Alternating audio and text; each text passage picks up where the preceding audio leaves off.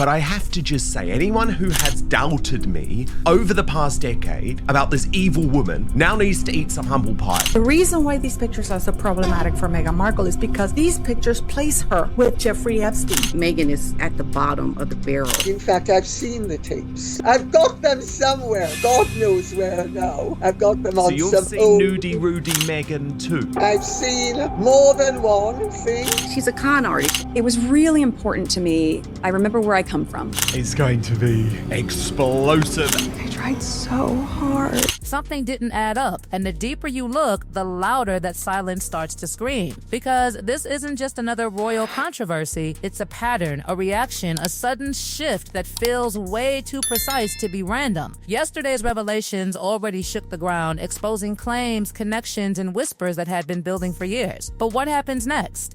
That's where things stop being messy and start becoming calculated. Because here's what no one can ignore. The Sussexes have faced wave after wave of public attacks before. Explosive ones, headline-dominating ones, and yet they stayed completely silent. No statements, no counterattacks, nothing. When figures like Piers Morgan, Samantha Markle, Valentine Lowe, and even Thomas Markle Sr. went in hard, the response was silence. Cold, controlled, deliberate silence. Let me take you through what Tom Bower has revealed. He's told the Daily Mirror, "I've got a lot of new material already, and I think the whole world wants new insights. It's an amazing story." Even when major books dropped, like Tom Bower's Revenge in 2022, packed with controversial claims about ambition, image strategy, and calculated moves, still nothing. And when Endgame accidentally triggered one of the biggest royal controversies in recent years, exposing sensitive names tied to racism allegations, again, silence. So why now? Because suddenly, just days before Betrayal even hit shelves, everything changed. A sharp, aggressive statement exploded out of nowhere, calling the claims deranged conspiracy and melodrama. Not subtle, not controlled. This wasn't their usual strategy. This felt urgent, defensive, almost preemptive. And that's where the real question begins. What exactly were they trying to stop? At first glance, people assumed it was about the obvious headlines, brainwashing claims, charity controversies, public image cracks. Logical, right? But when you actually go through the serialized excerpts line by line, something feels off. Too clean, too careful. Like something important is missing. Because one topic, arguably the most explosive one, wasn't there at all. Not mentioned, not explored, just absent. And that absence, that's what turns curiosity into suspicion. Because when something that big is missing from a story this detailed, it doesn't mean it doesn't exist. It means it hasn't been revealed yet. Then suddenly, out of nowhere, the conversation shifts, and not quietly. A columnist steps in and says what mainstream outlets had avoided for years. Not in whispers, not on anonymous forums, but in print, reviewed, cleared, published. And just like that, the line between fringe speculation and mainstream conversation starts to blur. Now pause for a second. This is where things get dangerous. Not because of what's true or false, but because of how information spreads. The internet has already proven how quickly narratives can spiral, mixing verified facts with speculation and outright fabrication. And that's exactly why this space needs to be handled carefully. Because some details are documented, some are sourced, and some are simply noise. So let's separate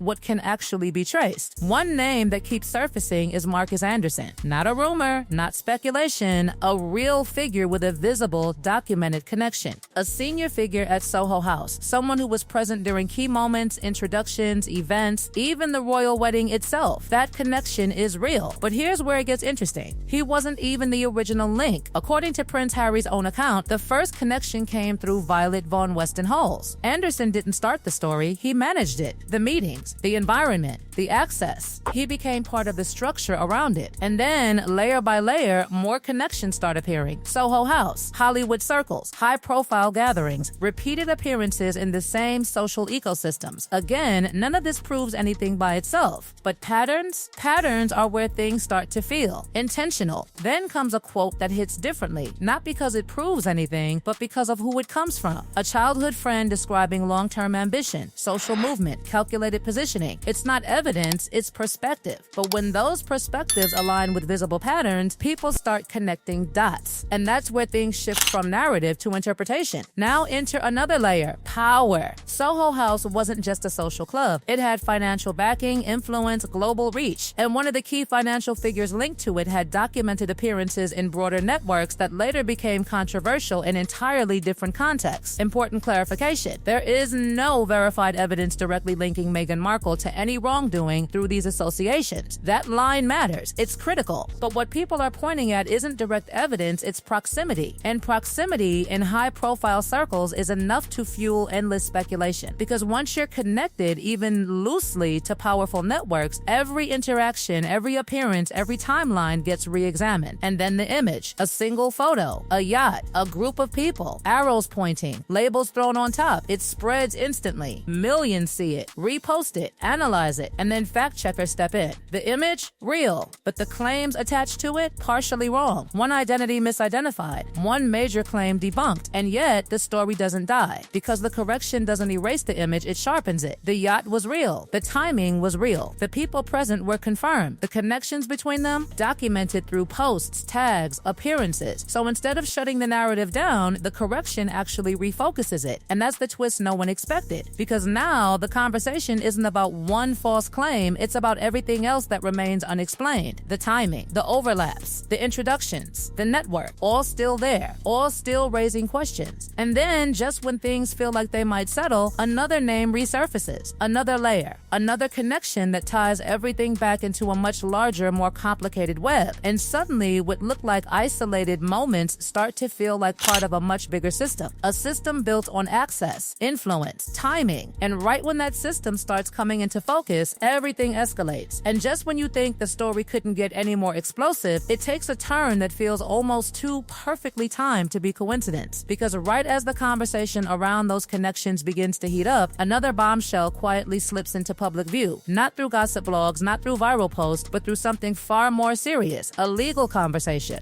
a high-profile lawyer, a real case, a real courtroom trajectory, and right in the middle of it, a name that makes everything stop. Meghan Markle. Not as an accusation, not as a headline scandal, but as a potential witness. Think about that for a second. This wasn't random speculation floating online. This was a top-tier legal mind, someone who chooses witnesses carefully, strategically, and publicly stating that she could have been relevant to a case tied to one of the most controversial figures in modern royal history. That changes the tone completely, because this isn't about rumors anymore. This is about proximity being taken seriously enough to be considered in a legal process. And the reasoning? Clear, direct, on record, presence in the same cities, overlapping timelines, access to circles that very few people ever get near. Again, no accusations, no confirmed wrongdoing, but proximity repeated, layered, and consistent. And here's where it gets even more unsettling. That legal path, it never fully played out, because just weeks after the case was allowed to move forward, everything suddenly stopped. A settlement, fast, final, quiet. Just like that, the moment where deeper questions could have been explored under oath disappeared. No testimony, no cross-examination, no further digging. It ended before it could begin. And when moments like that vanish, they don't close stories, they leave gaps. Gaps that people fill with questions. Questions that don't go away. Then enters another layer, one that feels almost unbelievable until you realize it was actually reported. A claim involving a supposed recording, a conversation, a suggestion of something hidden. Now here's the reality. That claim has never been verified. It sits firmly in the category of unconfirmed stories. But the fact that it even surfaced and stayed in conversation shows just how far this narrative has spread. Because once a story reaches that level, it stops being about facts alone. It becomes about perception. And perception, especially in the public eye, can be just as powerful. Then something else happens. Something quieter, but just as important. A key figure connected to one of the most high-profile cases tied to these networks passes away. And with that, a potential source of first-hand insight is gone. Another door closes. Another chance for clarity disappears. And what's left? Fragments, connections, patterns. Now step back and look at everything together. A network of elite social circles, documented introductions, overlapping timelines, legal interests that never fully materialized, viral moments that were partially debunked but not entirely erased. And through all of it, one consistent thread: silence. Because here's the part that keeps pulling people back into this story. When accusations have been made in the past, other accusations, different controversies, the responses were strong, immediate, strategic, statements released, narratives corrected, pushback organized. But here, nothing. No direct denial of the specific claims people keep circling back to. No detailed clarification. No legal shutdown. Just absence. And that absence is loud, because in a world where every headline is managed, every narrative carefully shaped, and every public image protected with precision, choosing not to address something stands out more than any statement ever could. And that's why this story refuses to fade, because it's no longer just about the claims themselves. It's about the reaction, or more accurately, the lack of one. Even when a book was called out aggressively, the response focused on attacking the author, the method, the intention, but not the core topic that everyone was actually talking about. That's not a typical PR move. That's selective, calculated, and to many watching closely, it feels like a signal that something isn't being confronted head on. And when that happens, people start digging deeper, looking for patterns, connecting moments that didn't seem connected before. And what they're finding isn't one single explosive revelation. It's something far more complex. Multiple voices across different years from completely separate places, all touching on fragments of the same narrative. None of them fully aligned, none of them coordinated, but all pointing in a similar direction. That's what makes this different, because random stories fade, but patterns build. And once a pattern becomes visible, it's almost impossible to ignore. Then comes the tipping point, when conversations that once lived only in the shadows suddenly appear in mainstream spaces. Printed, reviewed, approved. Not because one piece of evidence changed everything, but because the conversation itself became acceptable. And once that happens, there's no going back, because now it's not just online speculation, it's part of the broader public discourse. And that's exactly why the reaction was so intense. Not just fear of what was written, but fear of what could now be said.